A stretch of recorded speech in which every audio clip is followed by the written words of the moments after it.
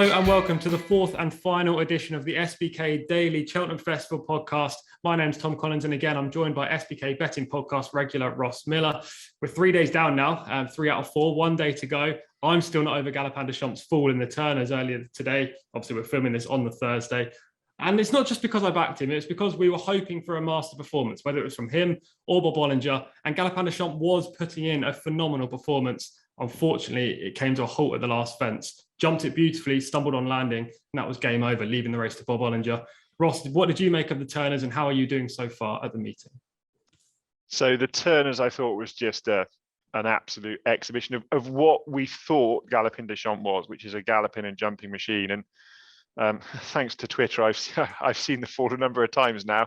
Can't seem to avoid it. And yeah, he doesn't do anything wrong, does he? Doesn't. It's not like he lands even that steep. It just looked like his near force sort of got a bit stuck on the floor and over he went. And I thought Paul Townend made a very good comment that when these novices haven't made a mistake before, they don't necessarily know how to save themselves when a mistake comes along. So in the long run, maybe he'll be a little bit sharper and maybe it'll get him thinking a bit lower because he was certainly big enough over the first few. But he's clearly a very smart horse. I think Timeform have given him a rating of 177.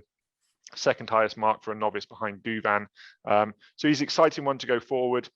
Initially, my sort of thought was, the Gold Cup next year, Statler, Long Press, Galopin Des Champs, but you quite rightly put a bit of cold water on that. And 3.25 miles as a 7-year-old, keen going, he might be more of a Ryanair horse, or I think Willie Mullins suggested maybe even a champion chase horse. So yeah, phenomenal performance. As for how I'm going, coming off the bridle at the top of the hill, and I'm going to need to find for pressure tomorrow, but we're in there swinging. Yeah, tell me about it. Same for me. Okay, first 2 days today, absolute shambles. Couldn't have gone much worse. So hopefully Friday's a lot better for both of us. I thought Galopin Des Champs was brilliant. As you mentioned, interesting comments from Willie Mullins saying they might drop back to 2 miles.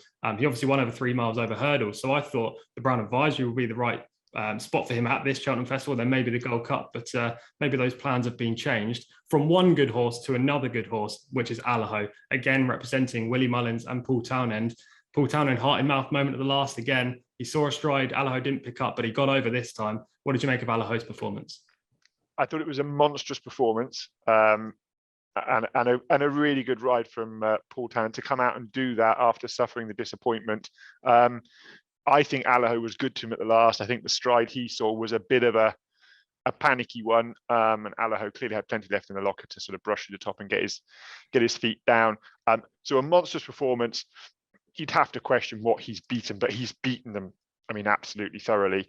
But he has beaten Conflated, who came down at the last. He's a 3-miler, and then 2 solid horses, but they're not exceptional. So it'd be nice if something could come along next year and sort of liven that division up a little bit. Yeah, I completely agree. That would be great to see Allaho tested. Obviously, it's back-to-back Ryanair victories now. I again thought he was fantastic in the race. Another horse who was fantastic, another horse that has great Cheltenham form, Cool Cody. What a performance in the plate. He rallied after looking beaten at a certain point. Evan Williams, Adam Wedge striking again. He was another highlight on the day for me. Was he one of your highlights, Ross? And did you have any others you wanted to mention? Yeah, I thought he was really good. And I'm really enjoying this Cheltenham Festival that the winners are getting shared around. It was one that I don't think, when we looked at the plate, any of us mentioned Cool Cody, and we've all taken turns to mention him throughout the winter, because he's run every Cheltenham Festival. He's running a 2.5 mile handicap. Very brave to get headed and get back up. And in terms of my performance, I think probably Lucy Turner actually in the Kim Muir. I thought it was a really good ride. And we sort of mentioned that, look for the Irish amateurs. They're definitely the best. And UK amateurs finished the first 3 home. So make of that what you will. Yeah, we don't think we've got too many things right, actually, on a Thursday. But you know what? We can move on and another day, another dollar on Friday.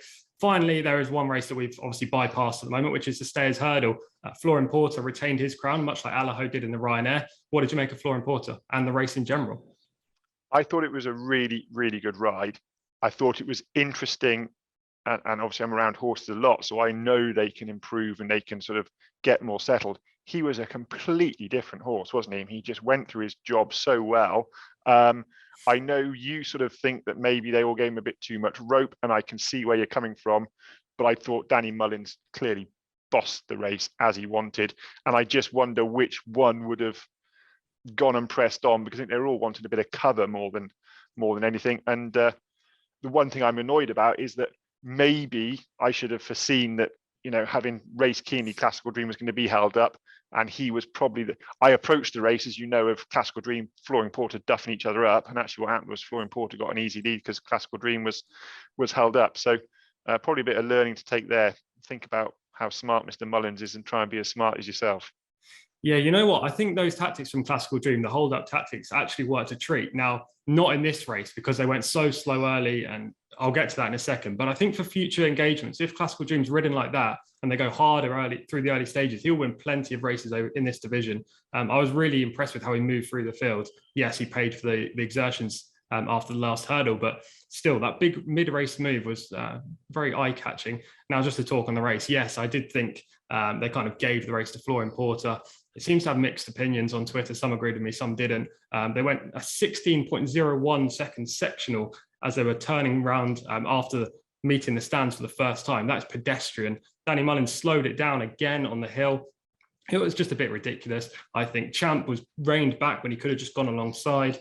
They kind of just gave it to Flooring Porter. He was one of the two speed horses in the race, him and Classical Dream, yet they've given him a 3-length advantage and expected to run him down. I don't see how that was ever going to happen. I know it's easy to say in hindsight. I wish I knew this beforehand because I'd have been all over him. Now let's move on to Friday's racing. The feature, of course, is the Gold Cup, the Cheltenham Gold Cup at 3:30. It looks a wide open renewal. Galvin currently heads the market at 17-5 on SBK. But you've got Minella Indo, who won the race last year. He's in the field. The runner-up from last year, Aplutard's also in there.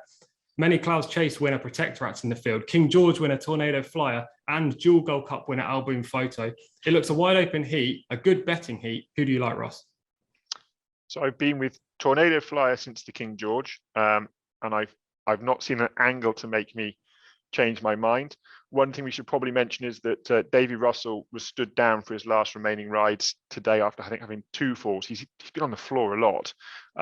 It could well be that Jack Kennedy, who lost the ride on his winning Gold Cup ride last year, Minella Indo, which he picked up as a chance ride, he lost that because he had to go and ride Delta Work. If Davy Russell is not past fit to ride tomorrow, he could well pick up the ride on Galvin. But I've not been with Galvin all along. I'd be disappointed if he was good enough to win a Gold Cup. I think Tornado Flyer will stay on strongly up the hill, and I'm not going to desert him now. Yeah, I can certainly see that. I backed him in the King George, and I'm also on him as a saver in the Gold Cup. He's not my number 1 selection, but I would be happy, you will be happy if he gets his head in front again. He's definitely been overlooked in the market around 12-1 with SBK. I'm going to stick my head out and go for Aplutard again. Now, I know he was quite disappointed in the Sables when he was beaten by Galvin, but he wasn't beaten far, and Henry de Bromhead's horses in February were running terribly. Now, they're not running great at the moment. However, he's had a few horses run into the place. He's had a couple of winners at the Cheltenham Festival this week. So I think Aplutard, if he can bounce back to his Betfair Chase victory, he recorded an RPR of 180 there. That kind of performance would win an average Gold Cup, an above average Gold Cup, and this certainly is that. So Aplutard's my selection, but it's a tentative heat. And we have tentative opinions on the race. However, that's not what the punters want, Ross, is it? The punters want the confident picks. So who are your NAP and next best? So the NAP, and I'm surprised to see him drifting, is Langadan in the Martin Pipe, the closer of the festival. He was second last year to Galopin Des Champs. Well, we know what he's gone on to achieve. He runs off just £2 higher here, having been raised £5. He got a gift of £3 back after his reappearance run, where by all accounts he was fairly chubby in the parade ring. I think this has clearly been the target right the way through. Dan Skelton is a good trainer of targets for the handicaps at Cheltenham. I think he'll go very close, provided there's not a Galopin Des Champs lurking, and I'm not sure there is. And then my next best is Tornado Flyer in the Gold Cup. I think he'll stay. I think Danny Mullins is going to ride him with plenty of confidence, and I'd expect to see him delivered going to the last and hopefully power up the hill. Tornado Flyer, as I mentioned, 12-1 for the Gold Cup. I did say tentative selection, but I think that's a value play from your point of view. What do you reckon? Yeah, I just go through the race, and I think they've all got questions to answer. His is only will he stay? He's clearly in good form. Danny Mullins clearly gets on well with him, and he has gone up the hill before to good effect, albeit at shorter trips. Cool. I mean, I completely agree. That's why he's my saver in the race. I just thought it was wide open. Your NAP Langadan is 5-1 in the Martin Pipe. unlike Tornado Fly, I'm completely against you with him. I'm a layer of Langadan, and if he wins the finale, I'll be driving home from Cheltenham, not very happy. The walk back to the car, 3 miles away, will be the longest walk of my life, I reckon.